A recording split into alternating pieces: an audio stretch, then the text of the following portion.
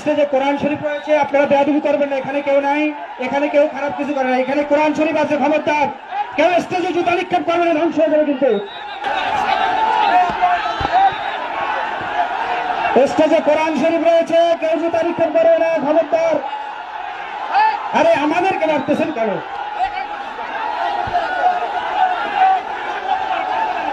আমরা 4টা পর্যন্ত কথা বলার অনুমতি দিয়েছিল, কথা বলেছি। আগামীতে সময় আসলে আবার আসবেন।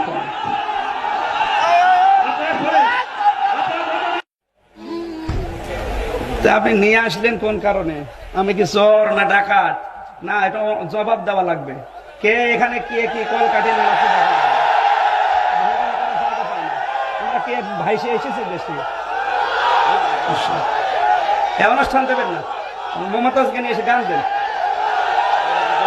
এদেশে যদি ইমান নিয়ে টিকে থাকা না যায়, আমাদের মেরে ফেলেন।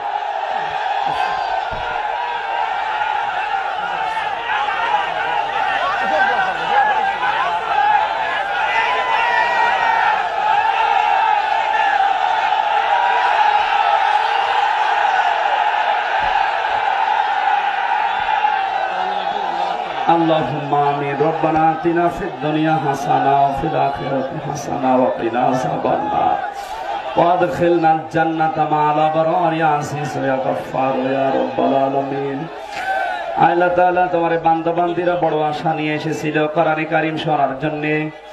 যাদের ইশারায় যাদের কলকাঠিতে এটা নষ্ট হয়ে গেল, আল্লাহ তুমি তাদের হেদায়েত দান করো।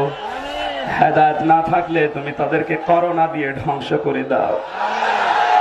বড় আশা নিয়ে এসেছিলাম সে কুষ্টিয়া থেকে, মেহেরবানি করে মানুষগুলোর আশা পূরণ করো।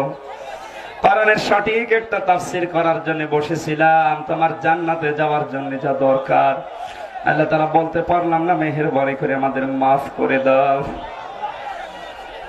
রব্বুল আলামিন। মনের ভেতরে বহু কথা ছিল, বলতে পারি নাই। আমি সব জানো, তুমি আমাদের কথাগুলো মঞ্জুর করো। আমিন আমিন। আলহামদুলিল্লাহি রাব্বিল আলামিন।